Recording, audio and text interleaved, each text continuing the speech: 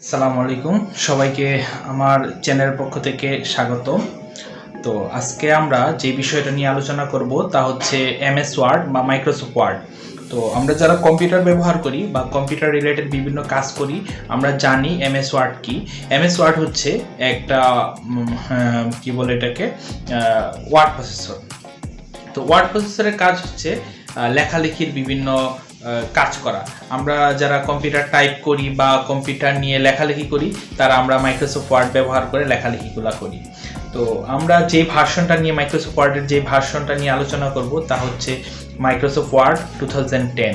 এটা হচ্ছে Microsoft office 2010-এর একটি অ্যাপ্লিকেশন সফটওয়্যার।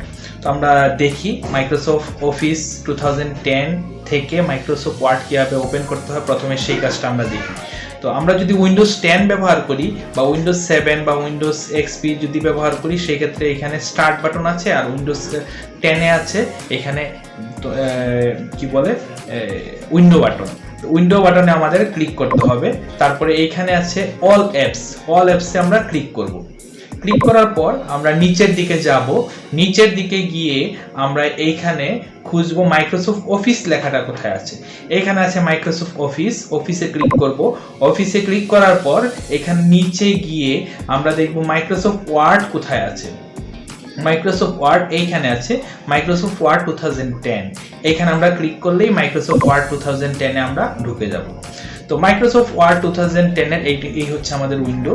তো এই উইন্ডোতে এখানে বিভিন্ন রিবন আছে, যেমন file, home, insert, page layout, এইগুলা বিভিন্ন রিবন আছে। তো আমরা মাইক্রোসফট ওয়ার্ডে আমরা বিভিন্ন কিছু লেখালেখি করতে পারি, যেমন এখানে দেখি হ্যালো বা হাই। তো এরকম আমরা বিভিন্ন এলোমেলো ভাবেই লিখি আপাতত। তো বিভিন্ন কিছু আমরা লেখালেখি করতে পারি। তো এই মাইক্রোসফট ওয়ার্ডের যে বিভিন্ন রিবনগুলো আমরা একে একে পরিচিত হব। প্রথমে যেটা আমরা একদম সহজ থেকে শুরু করব, মাইক্রোসফট ওয়ার্ডের এখানে আছে হোম রিবনে আছে কি এখানে এইটা দিয়ে আমরা কি করতে পারি, এটা দিয়ে আমরা ফন্ট চেঞ্জ করতে পারি। এখানে বোল্ড আছে, ইটালিক আছে, এইগুলার ব্যবহার আমরা দেখব। তো এইগুলার ব্যবহার দেখার আগে সবার আগে আমরা শিখি কিভাবে মাইক্রোসফট ওয়ার্ড থেকে বিভিন্ন কিছু কপি করা যায়, বিভিন্ন কিছু কাট করা যায়, পেস্ট করা যায়। তো কপি বিষয়টা হচ্ছে মূল ফাইল অপরিবর্তিত রেখে আমরা ওই ফাইলের একটা ডুপ্লিকেট আমরা এটা কপি করব। সেটা হচ্ছে কপি করা। মানে এটা আমরা যেমন এখানে মূল ফাইলটা আছে, এটাকে যদি আমরা কপি করি তাহলে আমাদের এখানে হোম রিবনে ক্লিক করতে হবে। হোম রিবনে কপি আছে, কপিতে যদি আমরা ক্লিক করি তাহলে এই মূল ফাইল অপরিবর্তিত থাকবে। আমরা যেইখানে যাব, যেখানে নিয়ে এটাকে আমাদের দরকার সেইখানে গিয়ে আমরা যদি আবার এই হোম রিবনে এখানে আছে পেস্টে যদি ক্লিক করি তাহলে এটা আবার চলে যাবে। আর কাট হচ্ছে আমরা মূল ফাইল কেটে আমরা ওইখানে নিয়ে যাবো, আরেক জায়গায় নিয়ে যাবো। যেমন আমরা একটু ব্লক করলাম, ব্লক এইভাবে করে মাউসে ক্লিক করে এভাবে টান দিলে ব্লক হয়। অথবা আরেকটা ওয়ে হচ্ছে আমরা মাউসে ক্লিক করব, যেখান থেকে আমরা ব্লক করব সেইখানে, তারপর আমাদের কিবোর্ডের যে শিফট আছে শিফটে চাপ দিব। এখন যদি আমরা লেফট সাইডে ব্লক করি তাহলে লেফট এরোতে দিব, রাইট সাইডে ব্লক করলে রাইট এরোতে দিব। ব্লক করলাম। এখন আমি কাট করি, কাট এখানে কেটে গেছে। এখানে মনে করি আমার এই অংশটুকু দরকার, তো এখানে গিয়ে আমি যদি পেস্ট দেই তাহলে এখানে পেস্ট হয়ে যাবে। তো এই হচ্ছে আমাদের কাট, কপি, পেস্ট। তো এখন চাচ্ছি আমি এই ফাইলটি সেভ করব, সংরক্ষণ করব। ফাইলটি সংরক্ষণ করার জন্য আমরা ফাইল ক্লিক করব, ফাইলে ক্লিক করব। ফাইলের মাঝে এখানে দেখেন কি আছে, সেভ আছে, সেভ এজ আছে, ওপেন আছে, বিভিন্ন কিছু আছে। আমরা যেহেতু সেভ করব, সংরক্ষণ করব, আমরা সেভে ক্লিক করব। সেভে ক্লিক করলাম। ক্লিক করার পরে আমরা একটা নাম দিব, যেমন আমি নাম দিচ্ছি এ। কোথায় সেভ করছি তা আমাদের দেখতে হবে, যেমন আমরা ডকুমেন্টসে সেভ করতেছি। তো এ নামে আমরা সেভ করব। তো এ দিয়ে আমরা সেভে ক্লিক করলাম।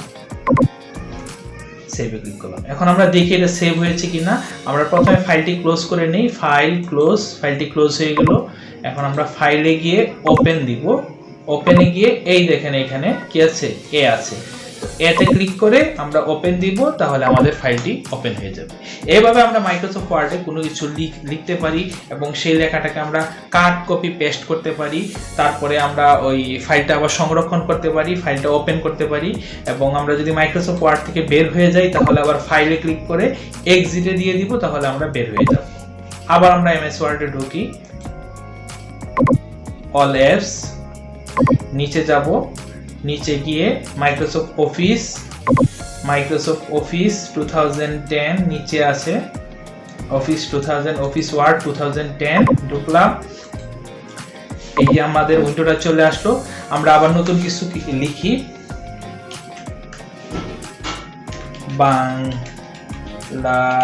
বাংলাদেশ ইজ আওয়ার হোমল্যান্ড, কিছু একটা লিখলাম। এখন আমি চাচ্ছি আমার এই বাংলাদেশ লেখাটা একটু মোটা আকারে হবে।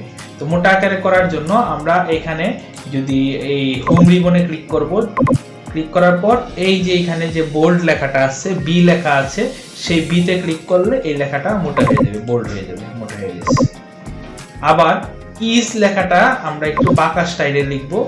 এইখানে যে ইটালিক আছে, আই আছে, সেখানে ক্লিক করলে এটা ইটালিক হয়ে যাবে। হোমল্যান্ড লেখাটার নিচে আমরা আন্ডারলাইন দিতে চাই, এখানে ইউল যে লেখাটা আছে সেটাতে আমরা যদি ক্লিক করি নিচে আন্ডারলাইন চলে আসবে।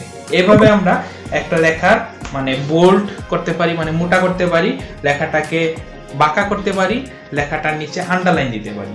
এখন আমি চাচ্ছি এই লেখাটাকে মানে এই যে সেন্টেন্সটা আছে সেই সেন্টেন্সটার সাইজটা একটু বড় হবে। তাহলে আমরা হোম রিবনের এখানে ফন্ট যেই গ্রুপটা আছে, এগুলো হচ্ছে গ্রুপ, ক্লিপবোর্ড, তারপরে ফন্ট, প্যারাগ্রাফ, এগুলো হচ্ছে গ্রুপ।